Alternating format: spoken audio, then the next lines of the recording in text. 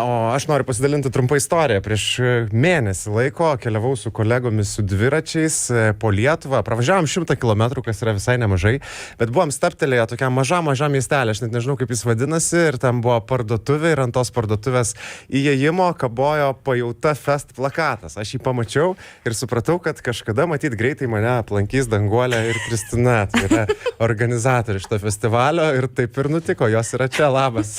Labas, kokia graži istorija. Ant Rūdiškių tikriausiai. Rūdiškių, Onuškio arba Aukštadvario. Tai tik 3 miesteliuose yra plakatai. Nu, aplinkui. Pajautoje nėra parduotuvės. Arba Vaickūniškis.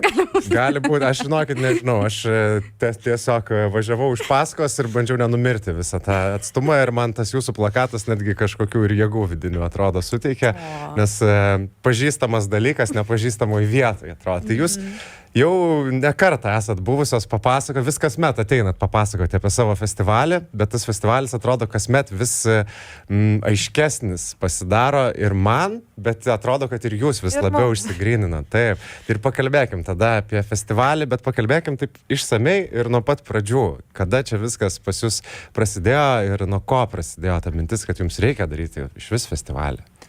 Nežinau, kodėl mums atėjo šita mintis, bet atėjo jau labai seniai, seniau, nežinau kaip seniai, labai seniai. Tiesiog mes jau su Danguolė ilgą laiką ieškom ir žemės, kurioje galėtumėm daryti tokius renginius.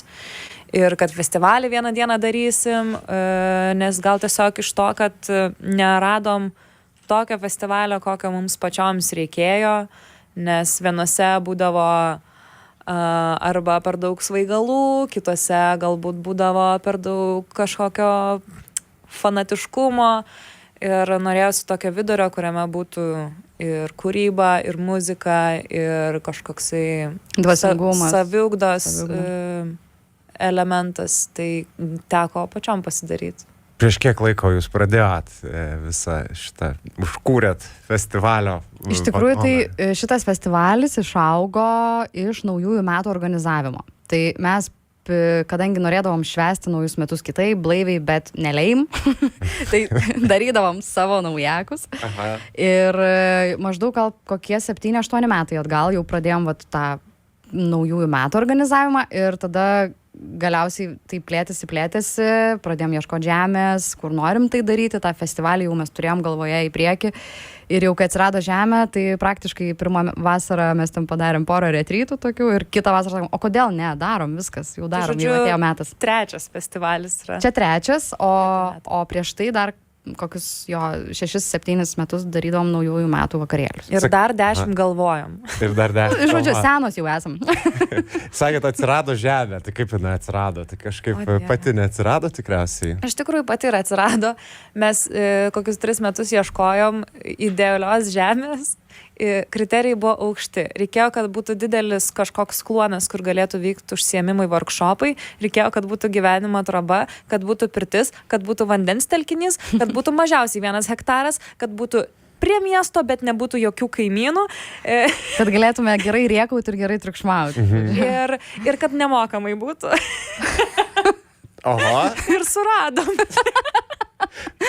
Atrodo sunku patikėti, bet jums pačioms dabar. Aš galiu papasakoti trumpai tokią mistinę istoriją, kad iš tikrųjų šitą žemę mus pasikvietė pati ir ten turi vykti tokie dalykai. Prieš mus, gal kokį 100 metų atgal, ten gyveno ragana, kuri gydė rankomis žmonės. Ir kaimynas pasakojo. Kaimynas pasakojo. Čia tiesa, nes kaimynas pasakojo. Ir dabar iš tikrųjų aplinkiniai kaimai, jie kalba panašius dalykus apie mus. Tai labai smagu girdėti visas tas legendas ir matyti, kaip iš tikrųjų Lietuvos folkloras atsiranda. Toks naujų laikų folkloras. Jo. Tas žemės plotas, kuris atitiko visus jūsų reikalavimus, tai jis tik festivalio metu būna, ar jūs ten ir kuriatės ir gyvenat visus metus? Kai festivalis nevyksta, jis išnyksta. Vyksta visus metus, ten vyksta ir stovyklos, ir kažkokie vienadieniai renginiai, bet dažniausiai vasarą per festivalį atgyja, o žiemoja, nes finansų nėra išugdyti tiek dar, kad ir žiemą galėtumėm ten labai kelti didelius renginius, bet su laiku. 3 metai festivaliui, atrodo, kad labai sudėtinga užduotis tą festivalį suorganizuoti. Reikia ir tiek prikviesti, ir atlikėjų, ir visokių dirbtuvių, nes jūsų ta vizija yra labai, tokia daugiasluoksnė, atrodo, to festivalio. Ir tuo pačiu visą įrengti, visus ten patogumus ir nepatogumus, žodžiu, viskas tvarkyti. Kaip jūs, iš kur jūs tos pasisemėt vis motyvacijos? Ar jums nebūna, kad kiekvieną kartą praeina festivalis ir galvoja, daugiau niekad nebedarysim? Tikrai būna. Tikrai būna festivalį organizuoti tiesiog dėl smagumo, tai niekam nerekomenduojam. Bet iš tikrųjų ta idėja mus veža taip, kad atrodo, kad negali nedaryti. Nes idėja yra, kaip ir minėjom, kad tai yra visiškai blaivus vakarėlis, 100% blaivus, ne šiaip, kad daugam atrodo, bet iš tikrųjų blaivus. Ir visos tos saviugdos praktikos ir visa menų sintezė kartu, kur parodos, performansai, visi aplinkiniai menininkai tiesiog suvažiuoja, visi draugai menininkai ir ne tik draugų draugai, ir rekomenduoti žmonės, kurie kūrė nerealius dalykus, ir visi jie susirenka į vieną krūvą. Ir 4 dienas mes praleidžiam nerealiai laiką, o dar prieš tas 4 dienas kokias 2 savaitės su nerealiais savanoriais leidžiam laiką. Ir tai vyksta toks, taip, linkėjimai visiems savanoriam, kurie dabar turbūt pasijungia statybose, klauso per kolonėlę mūsų. Simonai, pailsėk. Tai yra nerealus įvykis ne tik tiem žmonėm, kurie atvyksta kaip svečiai jau festivalio dienom, bet ir mum pačiom, ir man net šiurpas eina dabar per rankas. Tikrai labai tas veža, kad ir kaip būtų sunku organizuoti, bet veža pati idėja. Atrodo, kad pajaučiat, kad reikia žmonėms kažko panašaus, ne tik jums, bet atsiranda, kaip ir sakot, savanoriai, dirba, ruošiasi, jūs irgi, kaip suprantu, iš viso to pasiruošimų ir statybų čia atvykot. Tikrai taip. Bet švarios atrodot vis. Mes tengiamės labai. Pirtį nusigremžiam. Aš dar noriu pridėti, kad tas negalėjimas nedaryti dar atsiranda ir iš to, ir iš pačios bendruomenės augimo, nes mes buvom tos, kur jautėm, kad nėra tos vietos tokios, kokios mes norim, ir ta publika po truputį irgi auga ir atranda ir tokie, kur irgi tarp krūmų pasislėpę buvo, kur tipo, aš irgi nerandu savo vietos tinkamos. Labai daug žmonių atvažiavę sako, pagaliau toks festivalis yra. Tai pakalbam tada konkrečiai, tai kas šiais metais laukia visų, kurie jau kitą savaitgalį susirinks į festivalį? Tai mes labai džiaugiamės, kad galim plėsti ir tokią kultūros, nes daugumas sąmoningumo festivalių turi labai stiprias praktikas, joga, meditacija ir taip toliau. Tantra ten, pavyzdžiui, aš vedu, bet tie festivaliai labai dažnai būna nuobodus ta prasme, kad ten nėra tos kultūros. Ir šiais metais mes beje gavom iš kultūros tarybos rėmimą dalinį, tai labai smagu, kad galim pasikviesti, pavyzdžiui, Kyla vėjas, kur Kristė jau kalbėjo pernai, kad labai norėtų. Nuo pirmo festivalio, sakė, kaip norėčiau, ir va šiais metais to rėmimo dėka mes galim pasikviesti juos. Rokas Kašieta, kuris yra, sakykim, kaimynas, nes mes esame pačios Dzūkijoje su šita žeme savo, ir jis irgi yra dzūkas, tikras dzūkas, kuris plečia dzūkų kultūrą. Turėsim netgi užsienio svečių, kaip pavyzdžiui Charlie Vas. Jis yra šiaip gyvenantis Latvijoje, bet jis yra iš Panamos. Tai jis atveš savo Pietų Amerikos šiek tiek vibracijų pas mus į festivalį. Turėsim fenolftaleiną Kasparą Varanavičių, kuris ištaško sceną visiškai ne tik savo selektyvę muziką, bet ir savo energiją. Žino, turbūt žmonės. Žmogus talentas iš visų įmanomų pusių. Žodyne prie žodžio talentas yra parašyta Kasparas Varanavičius. Tai jisai ne tik tai gros, bet ir su Urte turės savo performansą pas mus. Jie dviese daug dalykų daro su savo mergina.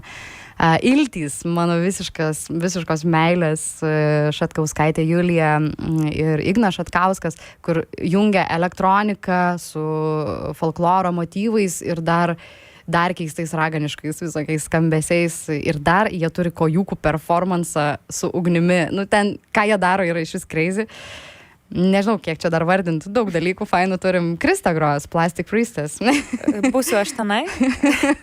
Ne tik organizuojam, bet iš tikrųjų pačios vedam ir grojam.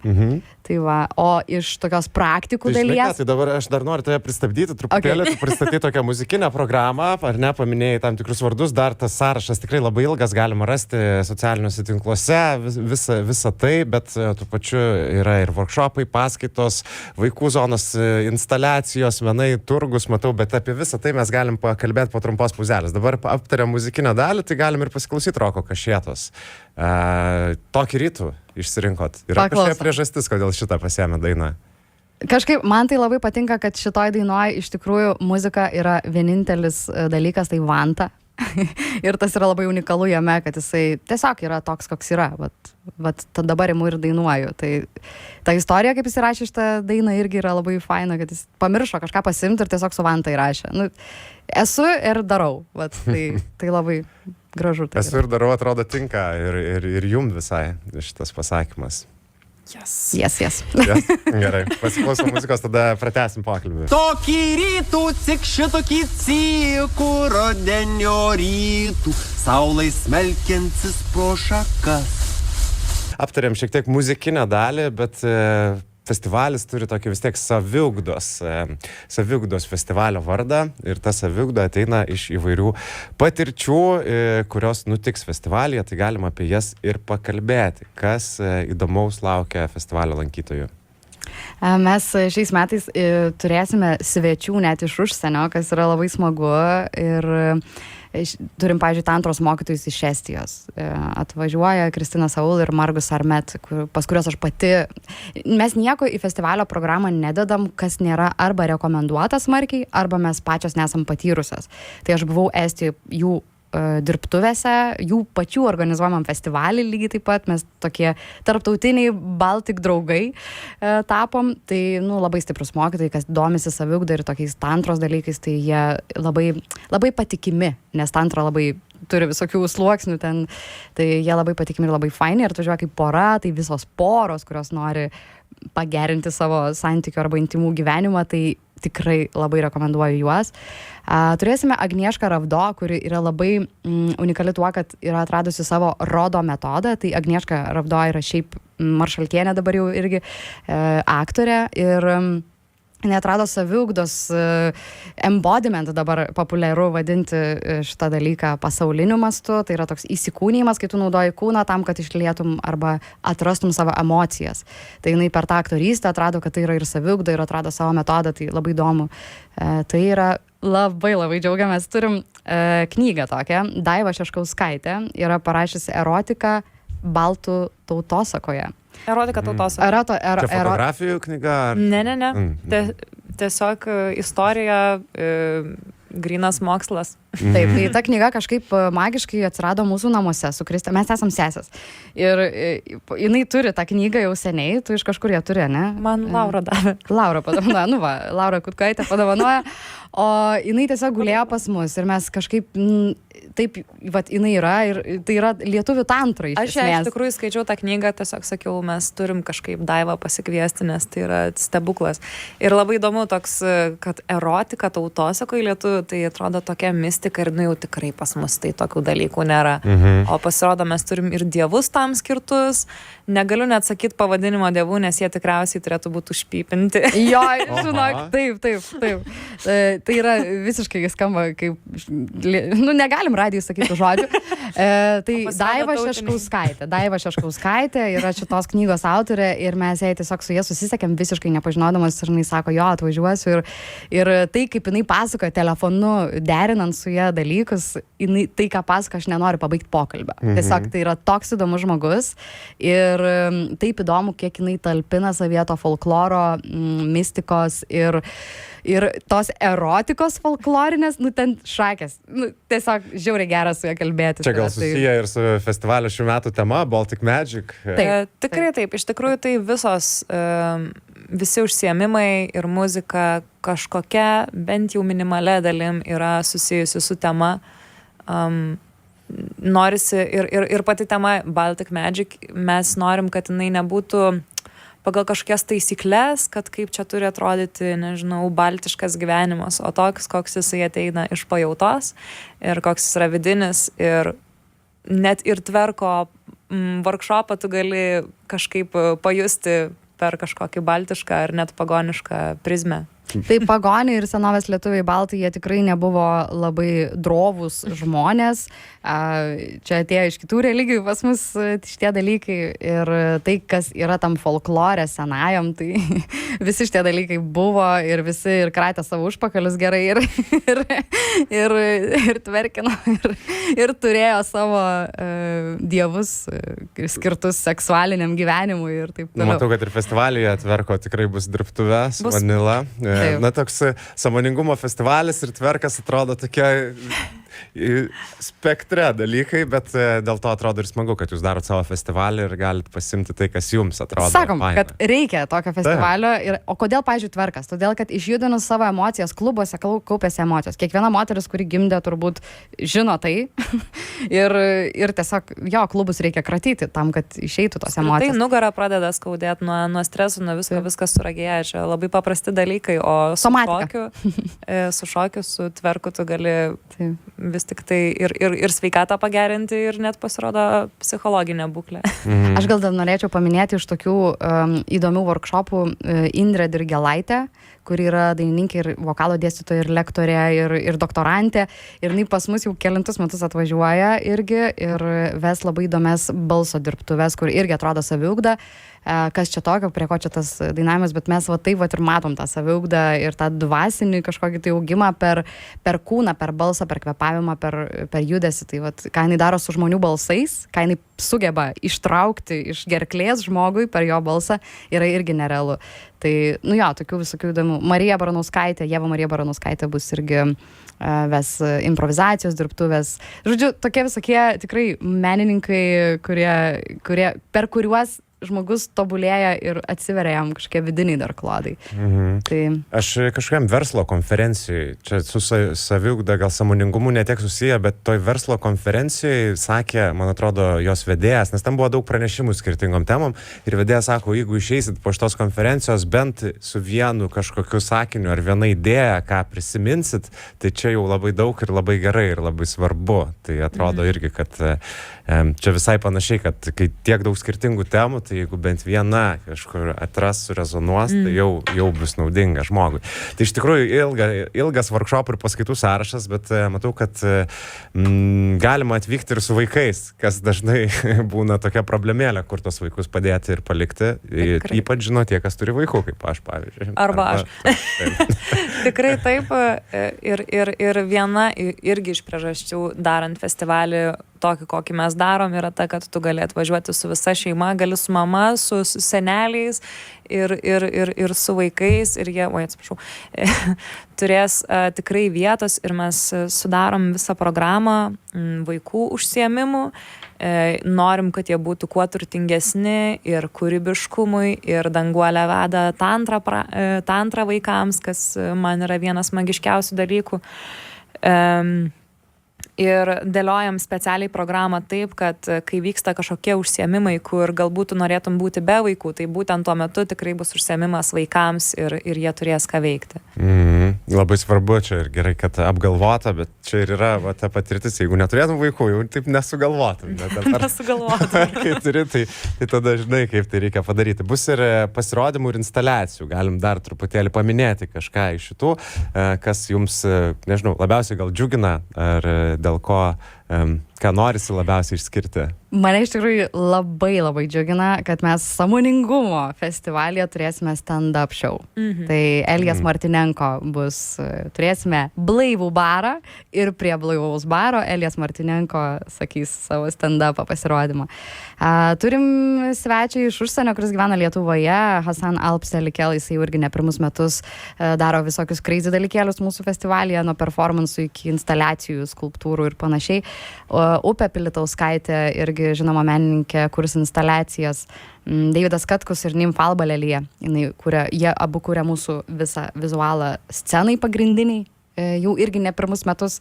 Tai daug visokių menininkų, performerių, jo, minėjom Kasparą ir Urtę Pavilauskaitę, kurie savo turės irgi performansą pas mus. Tai visokiausių ne tik tai saviugdos dalykėlių, bet ir bus... Bet visą tai sueina į saviugdą. Viskas sueina, nes kodėl mes iš tikrųjų grūdami Sąmoningumo festivalį, visą tą meną ir visokius keistus dalykus, todėl kad norisi parodyti žmonėm ir juos įkvėpti, įsikvėpti be kažkokių papildomų substancijų ar kažko ir jaustis magiškai ir tiesiog įsikvėpti jo per tai, o ne per kažkokius tai svaigalus, kas yra populiaru visame pasaulyje. Aš tai sakau, kad mūsų festivalio, kai mane žmonės paklausė, tai kas čia per festivalis, tai aš sakau, kad festivalio esmė yra, kad mes sukuriam terpę, kur tu gali apsvaigti nuo savų išteklių ir tau nereikia jokių substancijų, nieko, o nuo meno, praktikų ir muzikos tu gali atsipalaiduoti, jaustis laimingas ir visiškai gerai praleisti laiką. Ir gauti naujų idėjų ir įkvėpimų paskui grįžtant į gyvenimą. Tikrai taip. Ta prasme, man atrodo, kad pauzę visada gerai pasidaryti. Čia nereiškia, kad turi dabar visiškai pasukti šituo keliu. Būtent. Taip, čia mes taip ir sakom, kad tai yra kvietimas, o ne toks deklaracija tavo gyvenimui, kad aš taip esu. Tiesiog pabūti taip ir pasižiūrėti, kaip galima. Ir galbūt tai gali tapti dažnesnė praktika. Ne visada, bet tarkim dažnesnė. Vienas dalykas apie pajautos festivalį, kas man kažkaip aš pabandžiau įsivaizduoti ir tada galvoju, va čia kaimynam tai tikrai įdomiausia būtų, nes yra apsirengimo ir išvaizdos toks konkursas vykstantis pas jūs metai iš metų, tai šiemet tema Baltic Magic, ar ne, ir jūs kviečiat, kad žmonės kažkaip įsijaustų į... Laumės, kaukai, visokie senovės lietuvių personažai, pasakų personažai arba sukurti tavo paties. Arba tavo su pačios sukurti, visiškai paties. Tai mes kviečiam visą laiką turėti dress kodą šeštadienio paskutinę naktį ir renkam geriausią kostiumą ir žmogus. Gerai, tai naktį, ne visą festivalį. Vakarą. Kiek nori iš tikrųjų. Kiek nori. Gali būti savimi tiek, kiek išeina. Kiek stipriausiai išeina. Ar didžiausias šiais metais festivalis iš to, kiek esate darę iš... Dabar, nes man atrodo, bėgant per sąrašą, kad čia labai daug visko yra. Iš praktikų dalies ir iš koncertų dalies sakyčiau, kad yra visiškai toks pat kiekiu, nes mes turime tas pačias valandas ir tokią pačią trukmę. Tai visiškai tiek pat, gal tik tai pasipildė tokiais, sakyčiau, dar žinomesniais žmonėmis ir dėl to tas sąrašas atrodo didesnis, gal taip vizualiai atrodo. Bet šiaip, visiškai tiek pat turime tų visų atlikėjų ir workshopų. Punktualiai, taip. Supratau, turit sąrašą ir laiką ir pildot. Tai gerai jau patikrinta, reiškia formulę. Ar pastebit, kad žmonės atvažiuoja vieną kartą ir tada vėl sugrįžta ir dar draugų atsiveda? Ar vyksta tokia progresija? Iš tikrųjų, tai labai įdomi ir keista ta progresija, regresija vienu metu, todėl kad pirmais metais atvažiavę žmonės nelabai žinojo, ko čia tikėtis iš mūsų. Ir tie, kurie yra įpratę prie tradicinių tokių festivalių be svaigalų, tai jie dauguma buvo tokie šiek tiek šokiruoti ir galbūt ir net negrįžo. Arba atvirkščiai. Tie, kurie važiuoja į šeimų festivalius, kuriuose yra tik tai jogytė ir meditacija, jie nesupranta, kas pas mus vakare vyksta, nes tai yra per tranku jiems. Tai aš tą ir sakau, Danguolė. O kas pas jūs vakare vyksta? Pat trumpai, kad... O vakare pas mus vyksta normalūs geri šokiai, kaip nuėjus į gerą klubą. Į gerą koncertą, klubą su kokybiška rinktinė muzika. Ir dabar su Dirgelaitė šiandien kaip tik kalbėjom, Indrė, ir jinai sako, kaip pas jūs yra visi atlikėjai, jie tokie kokybiški iš vidaus, kurie gali būti net nebaisiai žinomi, bet jie visiškai turi vidinę kokybę. Tai mums šitas labai svarbu ir stengiamės labai surinkti tokius žmonės, kurie yra labai visapusiški. Ir lygiai taip pat, kadangi tai yra niša nišoje, kaip mes kažkada esam čia sakiusios, kad ir blaivų, ir sąmoninga, bet kartu ir vakarėlis, ir menas, ir viso ko sintezė, tai aš sakyčiau, kad tų žmonių festivalyje nedaugėja, bet jie kristalizuojasi. Mes po truputį vis labiau atrandam tą savo tą savo lankytoją, kuris... Ir jis atranda mus. Ir jis atranda mus. Vat, jo, tai... Ir kiekvienais metais yra tie žmonės, kurie sako, o Dieve, pagaliau ta vieta tokia, vat, kitokia šiek tiek. Ir tada Tai tie, kurie taip sako, tai aišku sugrįžta. Ir tada norisi jums vėl per visus Ir tos tada vargus neturim pragyvenus vėl. ką daryti. Netyčia paima ir užmotyvuoja mus daryti toliau, mes galvom, gal jau ne, bet va vėl. Gerai, faina, labai džiugu, kad darot, džiugu, kad sekasi, kad ta motyvacija nedingsta, vis iš naujo atgimsta. Kas mus dabar klausė, bet neišgirdo, kur čia galima rasti daugiau informacijos žmonėm apie visą festivalį. Tai mūsų Instagrame mes daugiausiai aktyviausiai esam, tai mūsų Instagramas yra pajautos.žemė arba tiesiog parašius pajauta fest tikrai išmes. Lygiai taip pat Facebook'e mus galima rasti ir Instagrame, tai pažiūrėkit, mes ten visokių įdomių dabar dalykėlių keliam apie statybas festivalio, kaip vyksta. Ir šiandien įkelsim dar tokį videką. Turim staigmeną iš tikrųjų. Paslaptėlę ir dovanėlę. Intrigos įnešėt. Aš matau, yra Facebook'e visas renginys su visa programa pilna, tai būtinai užmeskit akį, kas girdit, ką sudomino, pasižiūrėkit, girdit, kad organizatorės daro viską tikrai iš širdies, kaip sakant. Tai faina, labai pajautos. Iš pajautos. Ačiū labai, kad užsukot. Ačiū tau, labai gera matyti ir girdėtis. Ir Gros festivalyje jau ateinantį savaitgalį ir Kyla vėjas grupė. Čia turim ir Kyla vėjas kūrinį Sudie Klaipėda. Sudie Klaipėda, labas pajauto žemė. Būtent, labas pajauta fest 2025.